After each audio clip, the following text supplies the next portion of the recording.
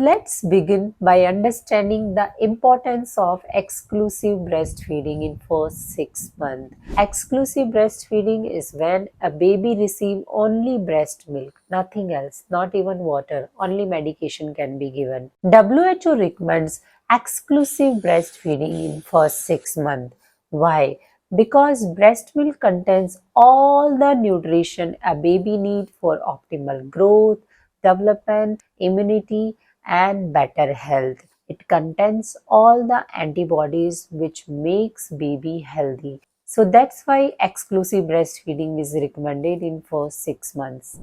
Breast milk is a nature's perfect food for baby. Apart from nourishing the baby, it aids in building strong bond between mother and baby. Moreover, it reduces the risk of infection and diseases like diarrhea and pneumonia in the baby. It supports healthy brain development as it contains DHA. It provides immunity to the baby as it contains immunoglobulin. It reduces the risk of certain chronic diseases like obesity and asthma in baby. Not only it is beneficial for the baby, it has multiple benefit for the mother also. If a mother breastfeed, the mother has lower risk of breast and ovarian cancer and obesity in later life.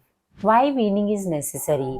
Weaning is a crucial milestone both nutritionally and developmentally. As baby grows, they require more energy and nutrients than what breast milk alone can provide. That's why it is complementary to the breast milk for the baby's nutritional. Additionally, it introduces them to different varieties of food and texture for the oral motor development. It helps in jaw and teeth development to promote chewing habit. It also prepares them for the family food and develop good eating healthy habit. What is complementary feeding? Once your baby completes 6 months, while breastfeeding remains essential, but it no longer suffices the nutrition and calorie requirement of baby at this age. This is where complementary feeding comes. We need to provide extra nutrients and calories from outside food. That's why we need to introduce variety of foods to fulfill the baby's needs. If we don't, then the baby might get nutrition deficiency and might not get weight. So that's why it is called complementary to breastfeeding. Means breastfeeding is essential, but you need to start complementary feeding at 6 months. There is this very common question I get on our WhatsApp groups that why I can't start before 6 months or why I can't start after 6 months, let's say 7 months. My baby is comfortable with the breast milk. I can start at 7 months. Why not? There are certain reasons you should not start too early or too late. If you start too early, baby is not ready for solid. Their gut is not ready for solid. If you start early, they might get food allergy, they might get some intestinal issue, they will have some issues in laterhood life, or they might not adapt it to the food, solid food, and you will not get the smooth journey or enjoyable journey you want. If you start early, let's say many mothers start with the dal ka pani and rice ka pani at 3 months of age, what will happen? Dal ka pani and rice ka pani doesn't contain any nutrition. If you give one feed of dal ka pani or rice ka pani, that will replace the breastfeeding meal. And then what happened? The baby did not get the breastfeeding in that meal, and the baby might have malnutrition or the nutrient deficiency. So it is not advisable to start before 6 months of age. So till 6 months, as we discussed, all the nutrients are sufficient from the breast milk. But after 6 months, baby needs extra calories and nutrients apart from the breast milk. That's why we need to start complementary feeding at 6 months to complement the breastfeeding. So I hope this point is clear that you should not start before 6 months or after 6 months. You need to start at completed 6 months. Babies naturally showcase certain signs when they are ready to embark on this solid journey. Let's explore some signs. First, baby should have proper neck holding or head holding. This is very important sign you need to see in your baby before starting solid. Second, sitting with or without support.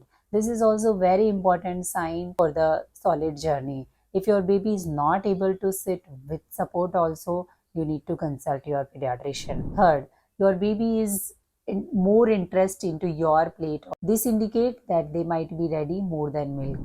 Fourth, chewing movement. You might notice that your baby chewing something in the mouth, but there is nothing in the mouth. So this is the chewing movement they are doing, and if your baby is doing chewing movement, then they are ready for the solid. Fading of tongue thrusting movement. This is also very important milestone they achieve.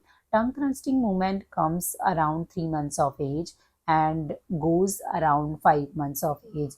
So, what is tongue thrusting movement? When babies push out something from the mouth, but when they stop it, then they are ready to take it solid inside their mouth. Two very important milestone you need to see before starting solid journey.